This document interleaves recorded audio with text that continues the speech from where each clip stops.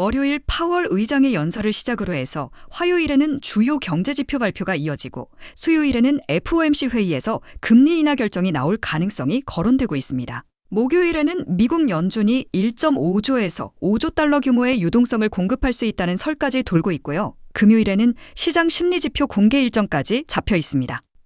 그러니까 이번 주는 말 그대로 숨 돌릴 틈도 없이 빅 이벤트가 줄지어 몰려있는 한 주라고 보시면 되겠습니다.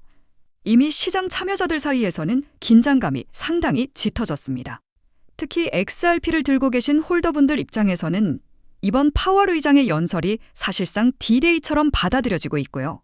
도대체 어떤 발언이 나올 수 있길래 이렇게까지 시장 전체가 예민하게 반응하고 촉각을 세우고 있는 걸까요? 겉으로만 보면 연준이 금리를 얼마나 인하할까? 이번에 돈을 도대체 얼마까지 더 풀까? 이런 식의 단순한 궁금증일 수도 있습니다. 하지만 그 이면에는 단 하루 이틀의 등락을 넘어서는 훨씬 더 깊은 층위에 큰 판짜기가 깔려 있다는 점을 아셔야 합니다. 도대체 언제부터 중앙은행 한마디에 가상자산 시장 전체가 이렇게까지 민감하게 흔들리는 구조가 되었을까요? 이번 주에 예정된 이 빅 이벤트들의 본질적인 맥락부터 차근차근 짚어보자면 사실 연준의 금리 정책과 유동성 공급 회수 조치는 예전부터 모든 자산 시장의 방향을 결정짓는 키 역할을 해왔습니다. 잠깐 과거로 돌아가 볼까요? 2020년 코로나 팬데믹 충격 당시 연준이 그야말로 전례 없는 규모의 헬리콥터식 돈풀기를 시작했을 때를 떠올려 보시면 됩니다. 당시 비트코인 가격은 1만 달러 밑에서 출발해서 6만 달러 선까지 단숨에 치솟았죠. 과도하게 풀려버린 달러 유동성이 위험자산으로 한꺼번에 밀려 들어간 결과였습니다. 반대로 2022년부터 연준이 가파른 금리 인상과 함께 유동성을 강하게 조이기 시작하자 가상자산 시장은 또 한 번 긴 겨울을 맞이하게 됩니다. 비트코인뿐만 아니라 XRP를 포함한 주요 코인들 역시 이전 상승분의 절반 이상을 반납하는 폭락을 겪어야 했고요. 결국 유동성, 즉 돈의 방향이 크립토 시장에 끼치는 영향은 거의 절대적이라고 표현해도 과하지 않다는 말입니다. 그런데 지금은 국제정세와 거시환경 자체가 꽤 미묘하게 흘러가고 있습니다. 단지 미국만 돈을 푸는 상황이 아니기 때문이죠.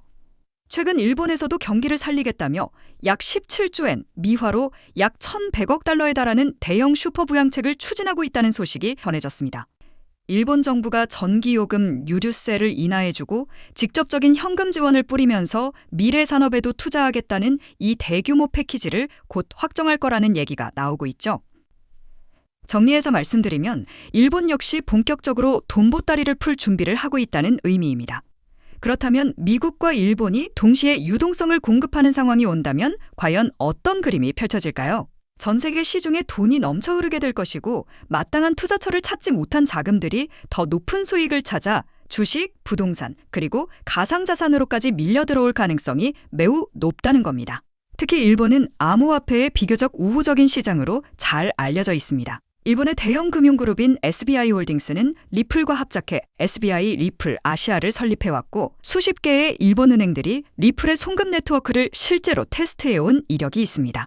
규제 측면에서도 가이드라인이 점차 명확해졌고 리플이 발행한 미국 달러 연동 스테이블 코인인 RLUSD를 일본 내에서 유통하기 위한 제휴도 이미 진행된 상태죠. 이러한 배경들 덕분에 일본발 경기부양책은 단지 엔화 약세나 일본 증시 호재 정도로 끝나지 않고 리플과 XRP에 대한 제도권 수요 확대로 이어질 수 있다는 관측까지 이어지고 있습니다. 즉 이번 주에 쏟아질 각종 거시 뉴스들의 밑바닥에는 유동성의 귀환이라는 공통 키워드가 깔려 있고 이것이 가상자산 전체, 특히 XRP 같은 메이저 코인들에게 새로운 변곡점을 제공할 수 있다는 얘기입니다. 그렇다면 이제 조금 더 구조적인 관점에서 들여다보겠습니다. 사실 투자자라면 누구나 마음속에 이런 소망이 있을 겁니다. 변동성은 최대한 줄이면서 부자가 되고 싶다. 돈은 벌고 싶은데 큰 손실이 주는 고통은 웬만하면 피하고 싶다. 아주 인간적인 욕구죠. 여기서 현실적인 문제가 하나 등장합니다. 세상에 고통이 전혀 없는 수익이라는 건 존재하지 않는다는 점입니다. 예를 하나 들어볼게요. 많은 분들이 가장 안정적인 자산이라고 생각하는 게 바로 부동산입니다. 평균적으로는 연간 임대 수익을 얻고 여기에 집값이 매년 3% 정도 오른다고 가정하면 중장기적으로 대략 7% 안팎의 수익률을 기대할 수 있습니다. 이 정도면 나쁘지 않지만 월세 받으면서 꾸준히 가는 대신에 단기간에 폭발적인 시세 급등을 기대하기는 어렵겠죠. 반면 주식시장, 특히 미국 S&P 500 지수의 역사적 흐름을 보면 연평균 대략 10에서 11% 정도의 복리 수익을 기록해왔습니다. 다만 그 대가로 10에서 15% 정도의 조정은 정말 일상적으로 겪어야 했습니다. 실제로 S&P 500은 1, 2년에 한 번꼴로 10% 넘는 하락을 보여왔고 몇 년에 한 번씩은 금융위기나 팬데믹과 같은 이벤트로 30에서 50%에 이르는 폭락도 피할 수 없었습니다. 그래도 미국 주식은 긴 시계열로 보면 우상향을 이어왔기 때문에 지금까지 전 세계 대부분 금융자산 포트폴리오의 중심축을 담당해온 겁니다. 그렇다면 비트코인은 어떨까요? 수익과 변동성이라는 두 축에서 가장 극단적인 위치에 서 있는 자산이라고 보셔도 무방합니다. 지난 10년간 비트코인의 연평균 상승률이 약 50% 수준이라는 분석도 있었는데요. 처음 들으시면 한 해에 50%씩 오른다고 하고 놀라실 수 있지만 반대로 연간 수익률이 절반 이상 마이너스를 기록한 해도 여러 번 있었다는 걸 반드시 함께 보셔야 합니다. 실제로 2018년에는 마이너스 73%, 2022년에는 마이너스 65%라는 참혹한 연간 수익률을 기록하기도 했습니다. XRP 역시 이와 크게 다르지 않은 흐름을 보여왔습니다. 암호화폐라는 자산 특성상 상승장에서는 몇 배씩 폭등하는 반면 겨울장이 찾아오면 반토막은 물론이고 심하게는 10분의 1 수준까지 떨어지는 변동성을 피하기가 사실상 불가능했죠. 결국 핵심은 여기에 있습니다.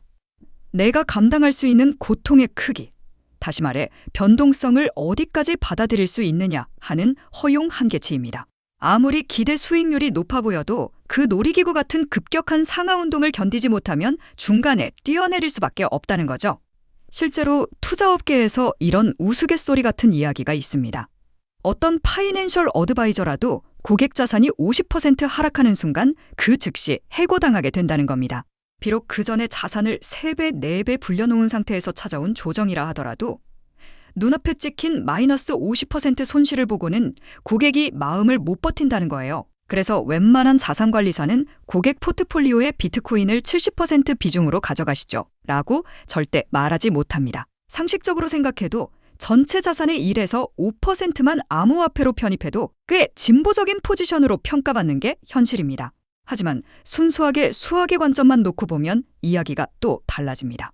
지난 여러 해의 데이터를 기반으로 시뮬레이션을 돌려보면 포트폴리오에서 비트코인 비중을 높게 가져갈수록 장기 수익률이 확연히 개선됐다는 분석 결과들이 있기 때문이죠.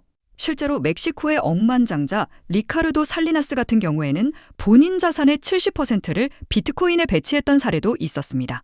비트코인은 더 이상 선택이 아니라 필수라며 법정화폐 가치 하락에 대비해 공격적으로 베팅했다는 거죠. 물론 이런 사례들은 상당히 극단적인 예이긴 합니다만 긴 호흡으로 봤을 때는 오히려 비트코인에 대한 과감한 베팅 자체가 최적에 가까운 결과를 가져온다는 아이러니가 존재해 왔다는 겁니다. 문제는 이 긴 호흡을 견디는 과정에서 가슴을 졸이게 만드는 롤러코스터급 변동성을 함께 타야 한다는 점입니다. 그래서 결국 변동성의 고통을 버텨낼 수 있는 내적인 힘이 투자 성패를 가르는 핵심 요소가 되고 그 힘은 그 자산을 얼마나 깊이 이해하고 얼마나 강한 확신을 가지고 있느냐에서 나온다는 거죠. 이제 시야를 조금 넓혀서 가상자산 시장 자체와 기업, 그리고 산업적 관점도 같이 살펴보겠습니다. 이번 주 이슈의 한가운데에 리플 XRP가 서 있는 데는 그만한 이유가 있습니다. 리플 프로젝트는 애초에 글로벌 은행 간 송금을 혁신하겠다는 목표로 출발했습니다. 상대해야 하는 상대가 기존 보수적인 금융권이다 보니 수많은 암호화폐들 중에서도 특히 기업과 제도권의 역할이 큰 코인이라고 보시면 됩니다. 특히 일본에서 리플의 입지는 꽤 단단합니다. 일본의 대표적 금융그룹 중 하나인 SBI홀딩스는 오래전부터 리플사와 긴밀하게 협력해왔고 일본은행 연합을 이끌며 리플렛이라는 블록체인 결제망 실험을 주도해왔습니다. 이 과정에서 XRP를 실제 송금에 활용하는 파일럿 프로그램들도 일부 진행된 바가 있죠. 또 일본 금융당국이 비교적 명확한 규제 가이드라인을 제시하면서 일본에서는 XRP를 증권이 아닌 디지털 자산으로 간주하게 되어 기업들이 활용하기가 훨씬 수월해졌습니다. 최근 리플이 미국 달러 연동 스테이블 코인 RLUSD를 발행하면서 일본 시장 공략까지 공식적으로 선언한 것도 같은 맥락입니다. SBI 그룹 자회사인 SBI VC 트레이드와 손을 잡고 내년 초 RLUSD를 일본 시장에 유통하기로 한 상태죠. 이게 의미하는 바는 은행이 직접 사용할 수 있는 규제된 스테이블 코인을 제공함으로써 일본 전통금융과 디지털 자산 금융 사이를 잇는 교두보를 리플이 만들겠다는 전략입니다. 일본 정부의 부양책으로 시중 자금이 풀리고 투자 심리가 살아나면 이러한 리플의 사업 확장에도 강한 순풍이 불 수 있다는 이야기입니다. 일본의 은행들이 늘어난 유동성을 바탕으로 디지털 혁신 관련 투자를 늘릴 수 있고 그 안에서 리플 기술과 XRP 활용도가 더 커질 여지도 충분하기 때문이죠. 한마디로 쉽게 말씀드리면 일본이 돈 풀면 XRP가 웃는 구조라는 시나리오가 성립할 수 있는 상황이라는 겁니다. 이미 일본 내에서는 올해 말까지 일본은행의 80%가 리플 기술을 도입할 것이라는 전망까지 나올 정도로 분위기가 무르익고 있습니다. 물론 이 전망이 얼마나 현실화될지는 지켜봐야겠지만 XRP 리플 투자자 입장에서는 일본의 행보가 도저히 남의 일이 아닐 수 없는 이유가 바로 여기에 있습니다. 이쯤에서 실제 투자자 입장에서의 실전 인사이트를 한번 정리해 보겠습니다. 제가 투자자라면 이번 주 일련의 이벤트들을 이렇게 바라볼 것 같습니다. 첫 번째로 온체인 데이터와 이른바 큰손들의 움직임부터 유심히 관찰할 것 같습니다. 최근 한 달 사이에 비트코인 고래 지갑들이 37만 5천 개 이상의 BTC를 조용히 사모았다는 보고가 있었습니다. 신규로 채굴되어 시장에 나오는 코인의 약 4배나 되는 물량을 기관과 부자들이 싹 쓸어 담고 있다는 의미입니다. 반대로 개인 투자자들은 대체로 관망하는 모습을 보였다고 하죠. 그렇다면 이들이 노리는 건 과연 무엇일까요? 아마도 연준의 정책 방향 전환과 유동성 확대가 불러올 다음 상승장을 미리 선점하려는 움직임으로 해석할 수 있겠죠. 역사적으로 큰 돈은 항상 이런 전환점을 기회로 삼아왔고 저는 이 데이터를 보면서 하나의 가설을 세워봤습니다. 연준이 본격적으로 돈줄을 풀기 시작하는 순간 기관 자금은 다시금 비트코인과 XRP 같은 디지털 자산 쪽으로 몰려들 것이다. 그렇다면 지금 고래들이 조용히 매집하고 있는 이 패턴이 일종의 선행 신호일 수도 있는 거고요. 물론 온체인 데이터라는 건 해석하기 나름이라 제가 세운 가설이 맞는지 여부는 여러분 각자가 따로 검증해 보셔야 합니다. 실제로 올해 들어 연준의 금리 인상 기조가 꺾인 뒤 비트코인 가격은 이미 2배 이상 상승했고 XRP 역시 소송 이슈를 상당 부분 털어낸 뒤 한 차례 가파른 급등을 보여준 바 있습니다. 거시 환경이 완화될 때마다 가상자산 시장에 새로운 자금이 유입되는 이 패턴은 꾸준히 반복되어 왔고 지금 시점은 오히려 크립토 비중을 조금 더 높게 가져가는 것도 고려해 볼 만한 타이밍일 수 있다는 겁니다. 물론 어디까지나 중장기 보유를 전제로 한 판단이어야 하고 단기적인 출렁임은 피할 수 없습니다. 그래서 조정장이 오면 오히려 추가 매수할 여력을 남겨두겠다라는 식으로 미리 준비해 두셔야 마음이 훨씬 편해집니다. 제 내면의 솔직한 목소리를 그대로 옮기면 이렇습니다. 이번 주 파월이 무슨 말을 하든 연준이 결국 돈을 풀 수밖에 없는 큰 흐름은 이미 시작됐다. 그렇다면 시간이 지날수록 돈의 가치는 떨어질 거고 희소한 자산의 가치는 자연스럽게 빛날 수밖에 없다. 내가 확신하는 건 비트코인, 그리고 실제 활용도가 더 높아질 수 있는 XRP 리플 같은 자산들이다. 이런 자산들에 조금 더 과감하게 베팅하는 게 맞다. 그렇기 때문에 알트코인 상승장이 임박한 지금부터 선제적으로 준비가 필요합니다. 알트 불장이 시작되면 가장 먼저 움직이는 코인이 무엇이라고 말씀드렸죠? 바로 밈코인입니다. 밈코인은 가장 먼저, 가장 빠르게, 그리고 가장 크게 튀어오르기 마련인데요. 실제로 요즘 트럼프 일가 측에서 가족 구성원들이 돌아가며 밈코인을 내놓고 있고 나올 때마다 대박을 터뜨리는 흐름입니다. 특히 최근 에릭 트럼프가 발행한 코인이 대성과를 거두며 거의 보증수표처럼 자리 잡았고요. 이 가족 중에서 유일하게 아직 코인을 내지 않은 인물이 한 명 있습니다. 누구일까요? 바로 배런 트럼프. 트럼프의 막내 아들. 배런의 움직임이 심상치 않습니다. 이 부분을 이어서 말씀드릴 텐데요. 다들 아시다시피 블록체인 사업은 트럼프 일가의 가업입니다. 월드 리버티 파이낸셜에서 고문 역할로 자녀들이 각자 담당하는 코인들이 있습니다. 대표적으로 차남 에릭 트럼프가 수익 코인을 맡으면서 수위가 큰 폭의 상승을 보여줬죠. 2024년 기준 수위는 많은 투자자들의 졸업 코인으로 이름을 올렸습니다. 연이어 신고가 랠리를 기록하며 수위로 부자가 된 사례가 계속 나오고 있다는 점을 확인할 수 있습니다. 그렇다면 다시 주목해야 할 인물은 바로 막내 배런 트럼프입니다. 이 인물에 특히 시선을 두셔야 하는데요. 현재 미국 내에서 탄탄한 피지컬과 외모로 인기가 상당합니다. 잘생겼고 키가 크며 굉장히 영리하죠. 이런 사람이 지금 코인을 하나 준비 중이라는 소식이고 가업인 월드 리버티 파이낸셜의 고문으로도 활동하고 있습니다. 이 막내 배런이 맡게 될 코인이 무엇인지 시장에 관심이 쏠리고 있습니다. 감이 오시겠지만 트럼프 일가의 지원을 받을 코인, 특히 막내 배런 트럼프가 담당할 코인이 시장에서 거론되기 시작했습니다. 트럼프 수혜가 가능한 코인들이 이렇게 많은 가운데 월드 리버티의 본격 지원 사격까지 들어가면 정말 말도 안 되는 상승 랠리가 펼쳐질 수 있습니다. 적어도 미국발 자금은 이쪽으로 몰릴 가능성이 매우 높습니다. 그런데 우리가 기사로 널리 알려진 뒤에 뒤늦게 들어가면 당연히 늦습니다. 투자 시장이 그렇게 만만한 곳이 아니니까요. 그래서 물량을 최대한 선점하려면 미리 움직여야 하고 늦기 전에 구독자분들께 공유를 드리려 합니다. 이번 상승은 구조적으로 지금 나올 수밖에 없는 흐름인데 왜냐하면 여러분도 아시다시피 트럼프가 행정명령에 서명했고 그에 따라 트럼프가 리플을 지원할 가능성이 높아집니다. 그러면 트럼프의 막내 아들 배런이 맡을 코인이 무엇인지 시장이 주목하지 않을 수 없죠. 관심이 커질수록 세간에 알려지는 만큼 가격은 폭등할 수밖에 없습니다. 현재 국내에서도 업비트, 빗썸 관계자들이 모두 이 이슈만 기다리는 분위기고요. 말 그대로 폭등은 이미 기정사실로 여겨지는 만큼 지금 이 영상을 끝까지 시청하신 분들에 한해 공유를 드리겠습니다. 여기까지 보셨다는 사실만 확인해 주시면 됩니다. 이건 배런 관련 밈코인이기 때문에 금액을 크게 넣으실 필요는 없습니다.